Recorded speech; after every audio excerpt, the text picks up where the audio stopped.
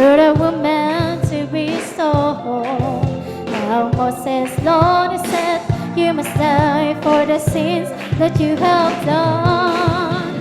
The master did not speak a word, he just wrote upon the ground. And when they heard it used, there was not to accuse. He was the talk of the town.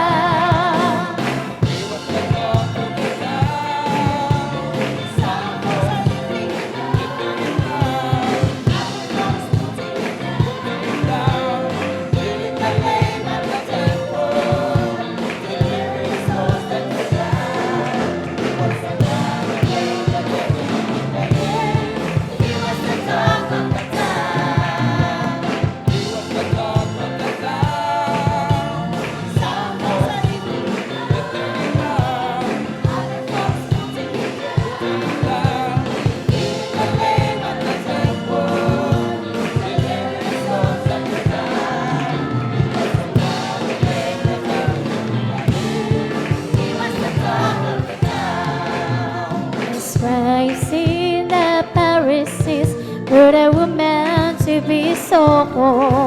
Now Moses, Lord, said, you must die for the sins that you have done. The master did not speak a word, he just wrote upon the ground.